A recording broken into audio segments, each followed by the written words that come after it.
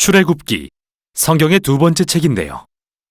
창세기 끝에서 아브라함의 손자 야곱이 70명이나 되는 그의 가족을 이끌고 이집트로 내려갔던 내용에서 이어집니다.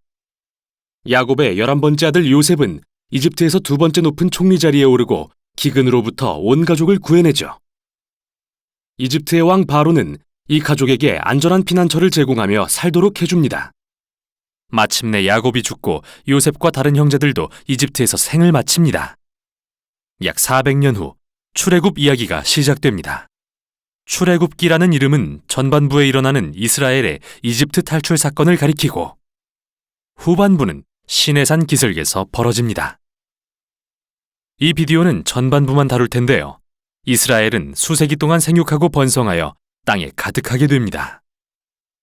이 구절은 의도적으로 하나님이 에덴 동산에서 인류에게 베푸신 복을 반복하는데요. 이 중요한 사실을 다시금 기억하게 하기 위해서죠. 인류는 하나님의 복을 죄와 반역 때문에 빼앗기고 말지만 하나님은 아브라함의 가족을 통해 온 세상에 그분의 복을 회복하기로 결정하십니다.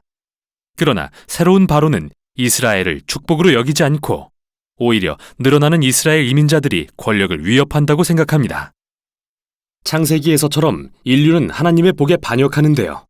여기서 바로는 하나님의 복의 근원인 이스라엘 민족을 멸망시키려 하죠. 잔인하게 그들을 노예로 삼아 강제 노역을 시키고 모든 이스라엘 남자아이를 나일강에 던지라고 명합니다. 바로는 지금까지 성경에 나온 인물 중 최악인데요. 그의 왕국은 하나님께 반역한 인류의 전형을 보여줍니다. 바로는 자신의 유익을 따라 선악을 재정의하고 심지어 죄 없는 아이들을 죽이는 일조차 선으로 여겼습니다. 이집트는 창세기에 나오는 바벨보다 더 악한 곳이 된 것입니다. 이스라엘이 이 새로운 바벨로부터 구해달라고 울부짖자 하나님이 응답하십니다. 먼저 하나님은 바로의 악함을 역으로 이용하시는데요. 한 이스라엘 여인이 자기 아들을 갈대상자에 넣어 나일강 위에 띄웁니다. 그 아이는 안전하게 떠내려가서 바로의 가족이 되죠. 모세라고 이름 붙여진 아이는 자라서 마침내 하나님이 바로의 악을 심판하시는 도구로 쓰임받게 됩니다. 유명한 장면인데요. 타는 떨기나무 가운데서 하나님이 모세에게 명하시길 바로에게 이스라엘을 보내라고 명령하라 하십니다.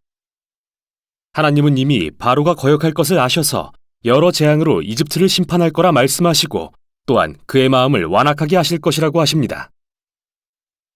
이제 우리는 다음 주요 사건인 하나님과 바로의 대결로 넘어갑니다. 그런데 바로의 마음을 완악하게 하실 것이라는 말은 무슨 뜻일까요? 이 부분을 자세히 순서대로 살펴보는 건 매우 중요한데요. 모세와 바로가 처음 만난 장면에서는 단지 바로의 마음이 완악했다고 적혀 있을 뿐 하나님께서 그 마음에 개입하시진 않습니다.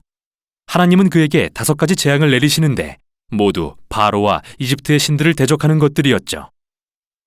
그때마다 모세는 바로에게 겸손히 이스라엘 백성을 보낼 기회를 주지만 각 재앙이 멈출 때마다 그는 마음을 완강하게 하였고 더욱 마음이 완악해집니다. 스스로 그렇게 한 것이죠.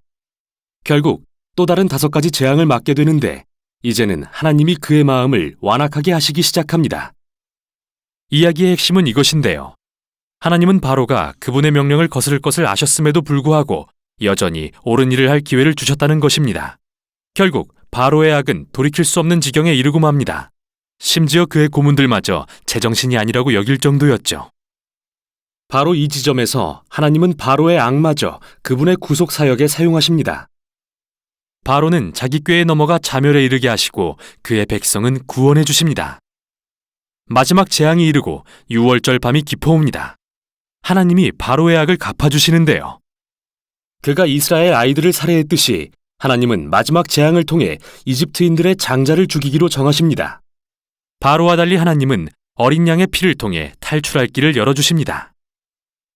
여기서 이야기는 멈추고 이스라엘의 절기인 6월절이 자세히 소개됩니다. 이스라엘이 이집트를 탈출하기 전날 밤 그들은 어리고 흠없는 양을 죽여 그 피를 문설주에 바릅니다. 하나님의 마지막 재앙이 이집트를 뒤엎을 때 어린 양의 피를 바른 집은 넘어가고 장자의 목숨을 구할 수 있었죠. 그래서 이때부터 이스라엘 민족은 하나님의 공의와 자비를 기억하기 위해 매년 이 절기를 지키고 있습니다. 그러나 바로는 교만하고 거역한 마음 때문에 자기 아들을 잃게 되고 하는 수 없이 이스라엘을 놓아줍니다. 그러나 이스라엘 노예들이 이집트를 탈출하기가 무섭게 바로는 마음을 바꾸어 먹습니다. 군대를 모아 최후의 결전을 위해 이스라엘 민족을 쫓아갑니다. 이스라엘 민족은 홍해를 무사히 건너지만 바로는 자멸의 길로 뛰어들고 말죠. 이 탈출기는 성경에 나오는 첫 찬양으로 결론을 맺는데요. 바다의 노래라는 찬양입니다. 마지막 소절에서 주가 왕으로 다스리심을 선포하고 시로 하나님의 나라에 대해 노래합니다. 하나님이 어떻게 세상의 악을 부수시며 악의 노예가 된 자들을 구속하시는지 이야기하고 하나님이 자기 백성을 약속의 땅으로 인도하시며 그들 가운데 거하실 것을 선포하는데요. 이 이야기는 하나님이 왕 되신 백성의 모습이 어떠한지 보여줍니다. 이스라엘의 찬송이 끝나고 이야기는 급변합니다.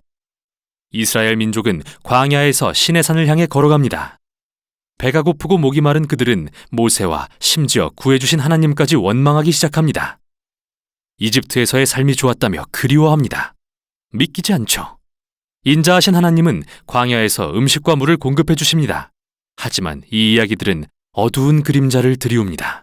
정말 이스라엘의 마음이 바로의 마음처럼 완악해지기라도 한 것일까요? 더 지켜보기로 하죠.